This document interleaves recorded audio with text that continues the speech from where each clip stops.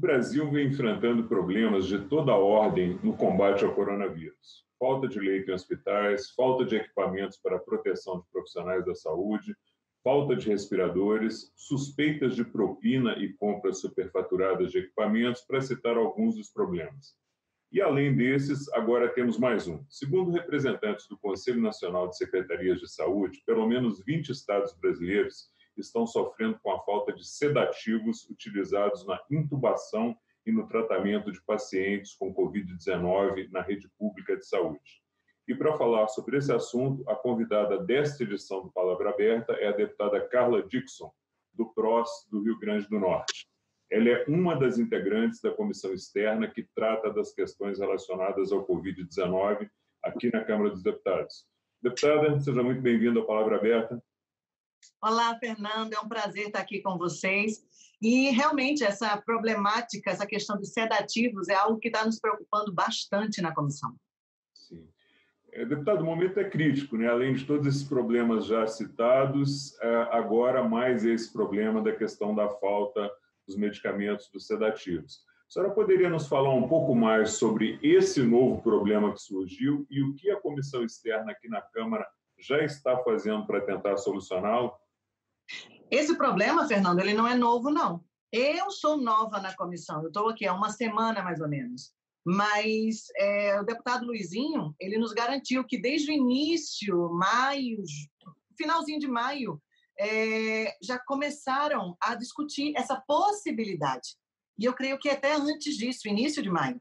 Então, quando as notícias começaram a pipocar, os pedidos de socorro por parte dos estados começaram a surgir, ele achou até esquisito. Eu falei assim, mas isso aqui já foi conversado sobre a gente. Isso aqui, a comissão, ela tem a característica de dar o alerta. É como se ela antevesse a problemática, né? E foi observado ali que nada por parte dos órgãos que participaram dessa reunião em maio, mais ou menos, nada foi feito, né? E, inclusive, o CONAS, que estava conosco na última reunião, ele mostrou o que tinha sido falado na reunião pregressa, que eu não participei, porque até então eu não tinha assumido como deputada ainda, né? Mas o que nós observamos com essa inoperância, essa falta de atitude por parte dos órgãos competentes, no caso, eu não digo o Ministério da Saúde, eu digo a questão, nós começamos a rastrear o problema e nós observamos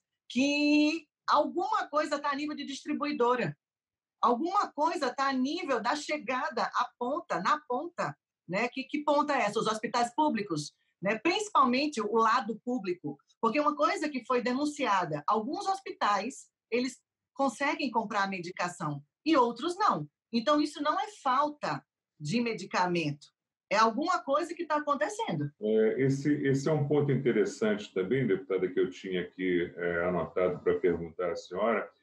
O Conselho de Secretários Estaduais ele tem dito que existem vários processos de compra que estão em atraso e novas tentativas de compra sequer estão sendo atendidas. Já o presidente do Sindicato da Indústria Farmacêutica, ele diz que não há problemas de abastecimento e que não há problemas de sobrepreço. De quem está falando a verdade? O que está acontecendo realmente?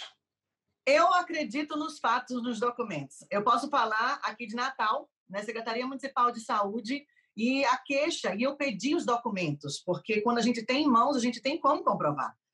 A queixa é um oxímetro que era comprado em março por R$50, o mesmo oxímetro, uma tomada de preço de semana passada, R$559. Então, assim, quanto a contrafatos, não tem argumento. Está tendo, sim, a sobretaxação.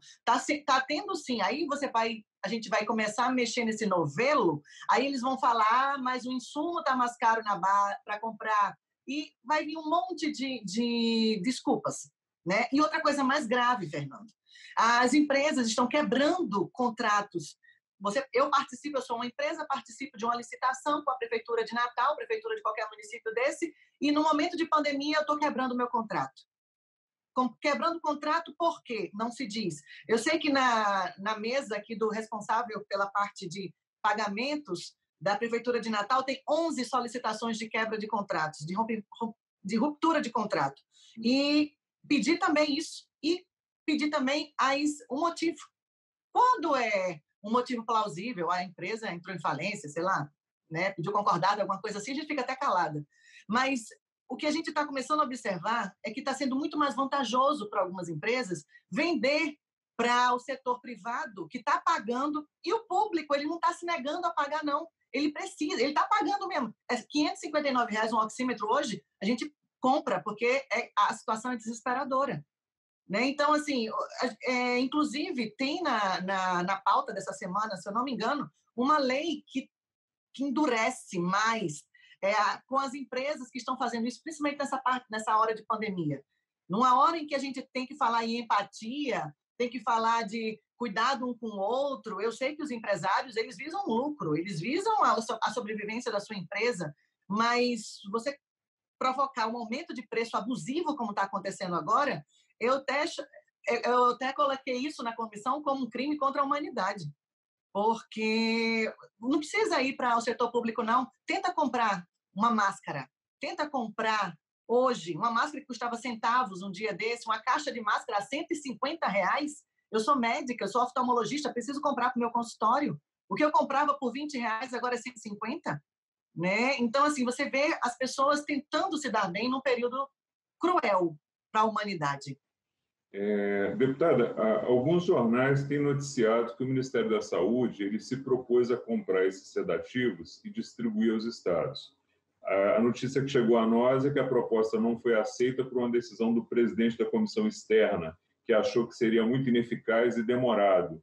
É isso mesmo? É essa a alternativa? Como é que a gente pode tratar essa questão? O que foi falado na última reunião e que a gente ficou assim impactado, porque teria que, na faixa de 30 dias, 60 dias, para essa medicação chegar aqui. Né? O que nós queremos, daqui a 60 dias, se Deus quiser, nós estamos longe.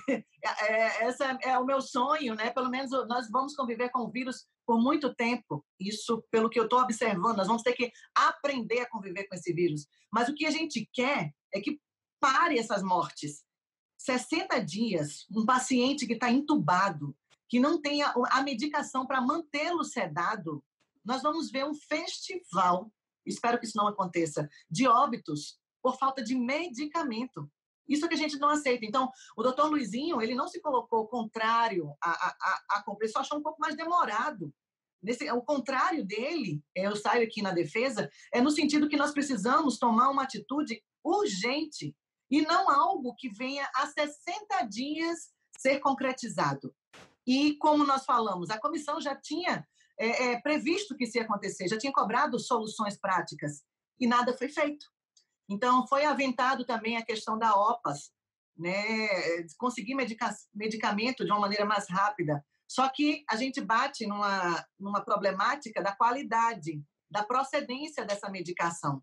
Então, é uma outra problemática, mas assim, eu não vejo. Se eu quero algo mais rápido possível, pensando na gravidade da situação, pensando em vidas, eu creio que a OPAS vai ser um dos pontos a ser feito, né, para a aquisição dessa medicação.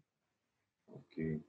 Deputado, o nosso tempo está se esgotando. Eu queria fazer uma última pergunta para a senhora. É um tema muito interessante, teria várias perguntas para fazer, mas vou ficar com a última aqui. Há risco de desabastecimento desses medicamentos, desses sedativos, e o que fazer para tentar evitar esse risco?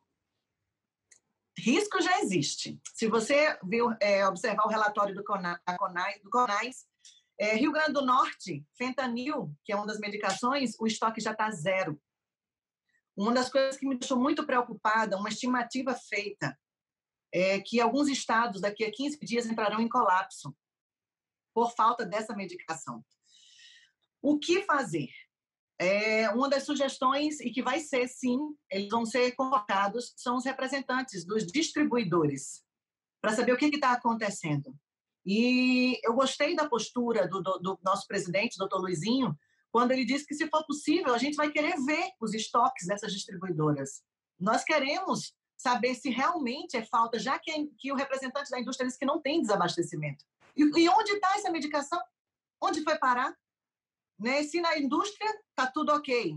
Se lá na ponta não está chegando, é no meio do caminho.